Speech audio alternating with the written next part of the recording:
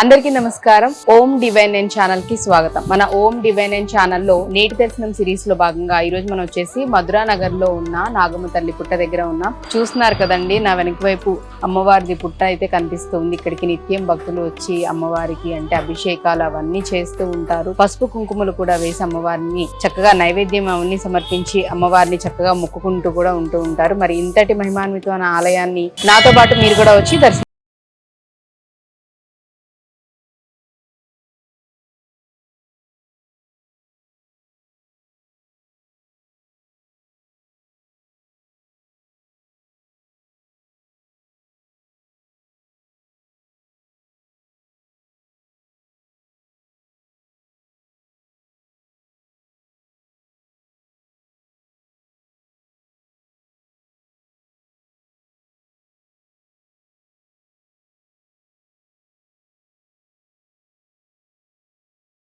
దాదాపు ఒక 100 సంవత్సరాల కిందట అప్పుడు సగం దూరం అంటే పంజాగుట్ట వరకు ఉండే ప్లేస్. దాని మీద అంతా పొలాలు, పాడి పంట, పుట్టలతో ఉండేది. పెద్ద బాయి దీని కింద 100 సంవత్సరాల వరకు ఉందని అంటున్నారు అప్పట్లో మొదట్లో.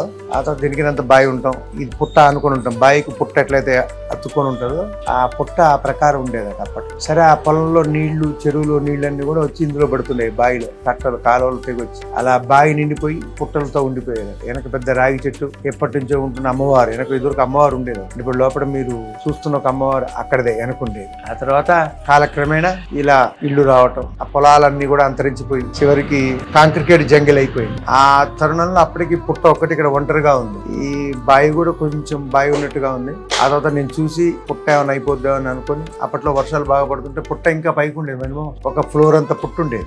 అంత పుట్ట పాడైపోతుంది. అప్పటికే వర్షాలు వచ్చి పుట్ట అంతా కూలిపోతుంది చెట్లతో. ఇక భక్తులంతా వచ్చి ఇష్టం వచ్చినట్టుగా పాలు, పెరుగు పోసి ఆ గుడ్లు పెట్టి పుట్టని ఎక్కడ పాడు చేస్తారని చెప్పేసి దాని చుట్టూ కొంచెం కంచె కట్టేసి ఇలా బాయినంతా పూడి చేసి ఇక మన మధురానగర్ భక్తుల సహాయ సహకారాలతో అమ్మవారిని పెట్టడం, ఆ విధంగానే నాగమాతగా అమ్మవారి పేరు పెట్టడం. అంతటితోనే కాకుండా మరి పుట్ట అనుకుంటే సర్పదేవతలు కదా, సర్పంతో పాటు సుబ్రహ్మణ్య స్వామి ఉంటే బాగుంటుందని అలా సుబ్రహ్మణ్య స్వామిని పుట్ట కానుకొని షట్ సుబ్రహ్మణ్యేశ్వర స్వామి యొక్క యంత్రాలతో, అంటే తమిళనాడులో ఉండే 6 క్షేత్రాల్లో ఉండే యంత్రాలు ఉంటాయి. పడిని, తిరుచెందూర్, స్వామిమలై, తిరుపారకుంట్రం సుబ్రహ్మణ్య స్వామి, ఇలా 6 క్షేత్రాల నుంచి కూడా స్వామివారికి యంత్రాలు తీసుకొచ్చి ఆ యంత్ర ప్రతిష్టని సర్పం కింద పెట్టి, సుబ్రహ్మణ్య స్వామి కింద పెట్టి యంత్ర పూజ చేసి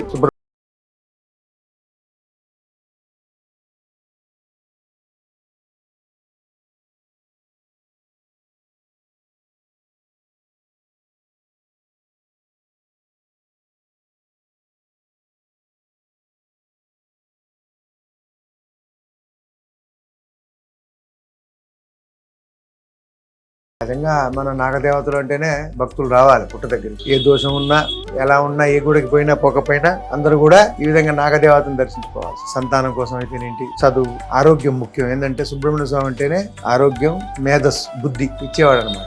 శరవణ భవాయ, షణ్ముఖాయ, హంసస్సోహాయ, ప్రాణాయ, శివాయ, శివ సుబ్రహ్మణ్యాయ, మహామంత్ర యంత్ర తంత్ర నివారణ, మహాభయ నివారణాయ, మహాదుఃఖ నివారణాయ, సుబ్రహ్మణ్యేశ్వరాయ నమః అనే మంత్రంతో కూడా మనం సర్పదేవతలకి పూజ చేస్తూ ఉంటాం. అలా భయాలు పోవడానికి, ఆరోగ్యం, ఐశ్వర్యం. సర్పదేవతలను పూజిస్తే ఏంటంటే ఐశ్వర్యం. ఎట్లా ఉంటుందంటే ఐశ్వర్యం ఎవరు ఊహించకపోవచ్చు. ఇది వస్తుంది ఐశ్వర్యం అంటే డబ్బే అని కాకుండా సంతానం, మంచి దంపతులు భార్యాభర్తలుగా ఉండి కలకాలం జీవించడానికి ఎలా అయితే ఉంటుందో అలాంటిది అనమాట ఈ యొక్క సర్ప దేవాలయాలు. మనం అనుకుంది కూడా వెంటనే జరగాలి అంటే తొందరగా జరిగిపోయేది. నవనాగ క్షేత్రం అంటారు మామూలుగా. అనంతం, వాసికిం, శేష, పద్మనాభంచ, కంబలం, శంఖపాలం, ధృతరాష్ట్రం, తక్షకం, కాళీయంత, ఇలా నవనాగులు, అష్టనాగులు అని వాటి పేరు చెప్పుకొని ఈ సర్ప దేవతలకు అభిషేకం చేయటం. సర్ప బిలాల్ అంటే సర్పాలకు ఉండే బొక్కలు ఏదైతే పాములు ఉంటాయో, కలువులు, అందులో పాలు పోయటం. ఇంతవరకే చలివిడి అలాంటిది నైవేద్యం పెట్టవచ్చు, పళ్ళు నైవేద్యం పెట్టచ్చు. ఇలా అందరు భక్తులు ఈ విధంగానే చేస్తూ ఉంటుంటారు. మీరు చూస్తూనే ఉన్నారు. చక్కగా పూలు పళ్ళతో పుట్టిన ఆ విధంగానే అందరూ కూడా అభిషేకం చేసుకుంటున్నారు. ఇకపోతే ఇక్కడ నాగమాత అమ్మవారిని పెట్టడం. ఇక్కడ అమ్మవారికి రోజు కూడా శ్రీచక్ర నవావరణ, కింద ఏదైతే శ్రీచక్రం ఉందో దానికి నవావరణ యంత్ర పూజలు జరుగుతూ ఉంటుంది. ఆ యంత్రాలు కూడా ఆ నవావరణ శ్రీచక్రం కూడా అది మామూలుగా రాయిదో కాదు, అది మరకతం అని. మీరు చేతికి పెట్టుకుంటారు బుధలు, బుధరాయి, పచ్చ స్టోన్, ఒరిజినల్ పచ్చ రాయి కాదు. మీకు బయట రాయి లెక్కనే ఉపడచ్చు, కానీ అదంతా కూడాను రా మెటీరియల్ డైరెక్ట్ గా. అలాంటి మెటీరియల్తో పెట్టింది కాబట్టి అమ్మవారు కూడా మనం కోరింది కోరుకుని ఇచ్చుకునే అమ్మవారు. అలాంటి అమ్మవారు శ్రీచక్రార్చన ఈ విధంగా ప్రతినిత్యం దశమహావిద్య పారాయణలు, ముఖ్యంగా అమ్మవారికి దశమహావిద్య పారాయణ నడుస్తూ ఉంటుంది. అంతేకాకుండా అభిషేకం మంగళవారాలు, శుక్రవారాలు, ప్రతి పౌర్ణమికి అభిషేకాలు, అమావాస్యకు కూడా అభిషేకాలు జరుగుతూనే ఉంటాయి ఇక్కడ బ్రహ్మాండంగా. మళ్ళీ అట్లా కాకుండా ప్రతి నెల విశాఖ నక్షత్రం ఎక్కువ సుబ్రహ్మణ్య స్వామి కళ్యాణం చేయాలి. సర్ప కళ్యాణం అంటారు, నాగ కళ్యాణం. లేకపోతే కృత్తికా నక్షత్రం. అలా సుబ్రహ్మణ్య స్వామి నక్షత్రాలు ఏదైతే ఉంటాయో వాటికి కళ్యాణాలు జరుగుతూ ఉంటుంటాయి. ఇక్కడ మళ్ళా ఇంకోటి ఏంటంటే సుబ్రహ్మణ్య స్వామి అక్కడ మనం ఏదైతే డైరెక్ట్ గా యంత్ర ప్రతిష్టతో స్వామిని ప్రతిష్ఠ చేశాం, ఈ లోపల వల్లి దేవసేన సమేత సుబ్రహ్మణ్య స్వామి వారు దేవేరులు కళ్యాణ ఉత్సవ విగ్రహాలు. ఆ విధంగానే శివుడి కళ్యాణ విగ్రహాలు కూడా ఉన్నాయి మన గుళ్ళో. శివ కళ్యాణ మహోత్సవం కూడా జరుగుతుంటాయి. మహాశివరాత్రి చెప్పక్కర్లే, షష్ఠి శివరాత్రులు కూడా, షష్ఠి సుబ్రహ్మణ్య షష్ఠులు కూడా బ్రహ్మాండంగా కళ్యాణాలు జరుగుతూ ఉంటుంటాయి. అదేవిధంగా భక్తులందరి కోరికలు కూడా నెరవేరుస్తూ ఉంటుంది అమ్మవారు. అన్నదానాలు బాగా జరుగుతాయి. సంతానం లేని వారికి సంతానం బాగా, సంతానం చాలా మంది కలిగిందని అందరు రావటం చాలా మందికి అనుభవం. అమ్మవారు ఇచ్చే అనుగ్రహం కాబట్టి భక్తులను కూడా ఈ మధురానగర్లో వెలిసినటువంటి ఈ నాగాలమ్మ దేవాలయం, ఈ పుట్ట అలాంటి పవిత్రమైన ప్లేస్, పవిత్రమైన స్థలం. అందరూ కూడా ఈ అమ్మవారిని ఇలా దర్శించుకొని పరమ పవిత్రులు అవుతారని మనసావాచ కోరుకుంటూ జై నాగమ్మ. సుబ్రహ్మణ్యేశ్వర భగవానికి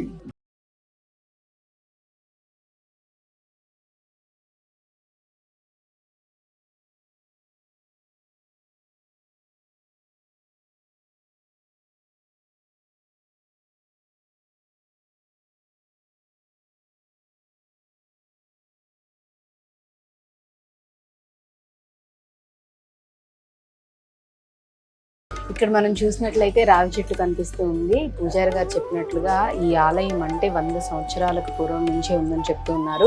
ఇక్కడ అమ్మవారికి మనకి గర్భగుడిలో ఏదైతే అమ్మవారు దర్శనం ఇస్తున్నారో ఆ అమ్మవారు యాక్చువల్లీ ఈ రావి చెట్టు కింద ఉండటం జరిగిందంట. అప్పటి నుంచి అమ్మవారికి ఇక్కడ పూజలు చేయడం అనేది కంటిన్యూ అవుతూ వచ్చింది. తర్వాత అమ్మవారికి అంటూ గుడిని నిర్మించి అమ్మవారిని విగ్రహాన్ని ముందు ప్రతిష్ఠించడం అనేది జరిగిందనమాట. అలాగే ఇక్కడ మనం చూసుకున్నట్లయితే నవ శాలిగ్రహ లింగాలను అనేవి ఇక్కడ ప్రతిష్ఠించడం జరిగింది. అంటే నవగ్రహాలకి సూచకంగా అలాగే శాలిగ్రామాలతో చేసిన లింగాలను ఇక్కడ ప్రతిష్ఠించడం జరిగింది. ఈ రావి చెట్టు చుట్టూ కూడా అంటే పెళ్లి కాని వారు, సంతానం లేని వారు, వారందరూ కూడా ఇక్కడికి వచ్చి అమ్మవారికి వాచ నమస్కరించుకొని మనస్ఫూర్తిగా వారి కోరికలు ఏవైతే ఉన్నాయో అవన్నీ కోరుకొని ఈ చెట్టు దగ్గరికి వచ్చేసి ప్రదక్షిణలు 3 ప్రదక్షిణలు చేసి ముడుపులు అనేవి కట్టడం జరుగుతుంది. అలా కట్టి వెళ్ళిన తర్వాత వాళ్ళు ఏవైతే కోరికలు అనుకున్నారో అవన్నీ ఖచ్చితంగా నెరవేరాయని కూడా భక్తులు ఇక్కడ చెప్తూ ఉన్నారు. సో అంత మహిమాన్వితమైన ఆలయం అన్నమాట ఈ ఆలయం.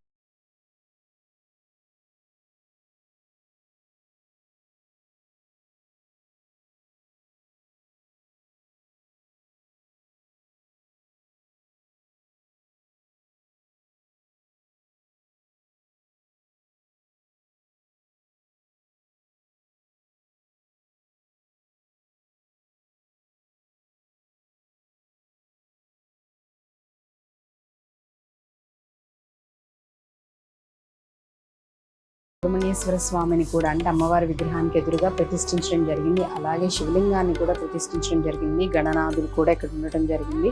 ఇక్కడికి విశేషంగా భక్తులు కూడా వస్తూ ఉంటారు. చూడడానికి చాలా చిన్న ఆలయంగా అనిపిస్తూ ఉంటుంది. అండ్ చాలా మంది కూడా అనుకుంటూ ఉంటారు అంటే సిటీల్లో చాలా తక్కువగా మనకి అరుదుగా కనిపిస్తూ ఉంటాయి నాగదేవత ఆలయాలు. అది కూడా పుట్టతో ఉన్న నాగదేవత ఆలయాలు అనేవి చాలా అరుదుగా కనిపిస్తూ ఉంటాయి. అలాంటిది ఈ ఆలయం అనేది అంటే 100 సంవత్సరాలకు పూర్వం నుంచి కూడా ఇక్కడ పుట్ట ఉండడం, ఆ పుట్ట దగ్గర అమ్మవారి విగ్రహం కూడా ఉండడం అనేది జరిగింది. తర్వాత కాలక్రమేణా ఇక్కడ భక్తులు వచ్చి విరాళాలు ఇవ్వడం ద్వారా అమ్మవారి గుడిని ఏర్పాటు చేసి అమ్మవారి విగ్రహాన్ని లోపల ప్రతిష్ఠించి నాగమ్మ తల్లి విగ్రహానికి ఎదురుగానే ఇక్కడ సుబ్రహ్మణ్యేశ్వర స్వామిని కూడా ప్రతిష్ఠించడం జరిగింది. నిత్యం కూడా ఇక్కడ పూజలు అనేవి విశేషంగా జరుగుతూ ఉంటాయని చెప్తున్నారు. మంగళవారం పూట అయితే మరీ ఎక్కువగా జరుగుతూ ఉంటాయి. స్వామివారికి కూడా అభిషేకాలు అనేవి చేస్తూ ఉంటారని చెప్తూ ఉన్నారు. బుద్ధికారకుడు అని కూడా చెప్తూ ఉంటారు. మన బుద్ధి అనేది చక్కగా ఉండటానికి, చదువు బాగా అంటే చదవటానికి, వీటన్నిటికి కూడా ఆయన అనుగ్రహం ఖచ్చితంగా ఉండాలని చెప్తూ ఉంటారు. అందుకని ఇక్కడికి వచ్చి అభిషేకాలు, పూజలు అనేవి చేసుకుంటుంటారని కూడా ఇక్కడ అర్చక స్వాములు వారు చెప్తూ ఉన్నారు.